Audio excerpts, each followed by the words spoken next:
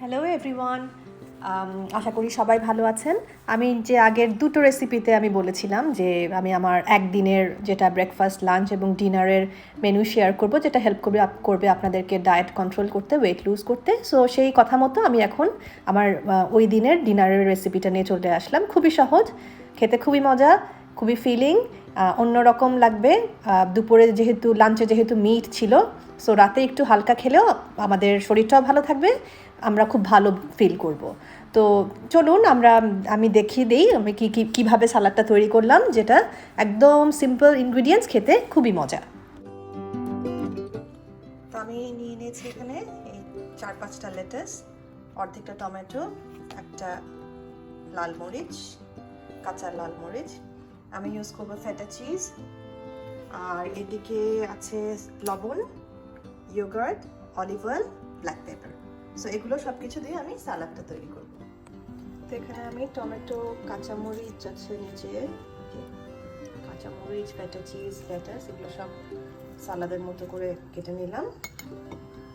এখন এর সাথে আমি অ্যাড করে দিচ্ছি একদম সামান্য 1 চিমটি লবণ,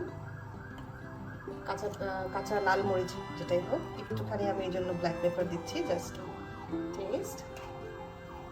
আমি এখানে 1 চা চামচ দই দিচ্ছি, আর যেটা দিব আমি হচ্ছে অলিভ অয়েলও 1 চা চামচের মতো আমি অ্যাড করে দিলাম। সব কিছু এখন একসাথে আমি ভালো মতো মিক্স করে নিচ্ছি। এই তো তৈরি হয়ে গেল আমার ডিনারের জন্য স্যালাড। এই একটা প্লেট স্যালাড খাওয়া ইটস ইনাফ। মেইন ইনগ্রিডিয়েন্টস যেটা এটাকে মজা করে actually feta cheese, olive oil and lettuce, এই তিনটা দিলেই অ্যাকচুয়ালি খেতে মজা লাগে। আমি তারপরও একটু কাঁচামরিচ অ্যাড করলাম, যেহেতু আমাদের একটু কাঁচামরিচের ফ্লেভারটা লাগে।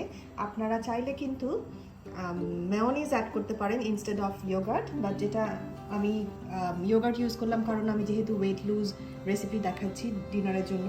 যাদের বেশি সমস্যা নাই, হালকা ওয়েট নিয়ে প্রবলেম, তারা কিন্তু মেয়োনিজও একটু ইউজ করতে পারেন, অল্প একটু 1 চামচের মতো instead of the yogurt. So এই তো, আশা করছি আপনারা এভাবে করে মাসখানেক চেষ্টা করে দেখবেন আপনাদের কোনো রকম ভালো কাজে আসছে কিনা এই রেসিপিগুলো, আমাকে অবশ্যই জানাবেন। ব্রেকফাস্টের রেসিপিতে অনেক রকম ফ্রুটস ছিল, ওটস ছিল, ইয়োগার্ট ছিল, আর দুপুরে ছিল মাটন। এটা একটু heavy, although it's full of protein. আর যেহেতু রাতের বেলা আমরা খেয়ে কিছুক্ষণ পর শুয়ে পড়ি, হাঁটাচলা কম হয়, সেই জন্য খুব হালকা একটা আইটেম, খুবই স্বাস্থ্যসম্মত।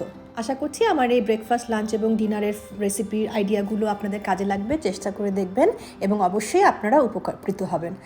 তো আজকে এই পর্যন্ত থাকলো, সবাই ভালো থাকবেন, আবার দেখা হবে।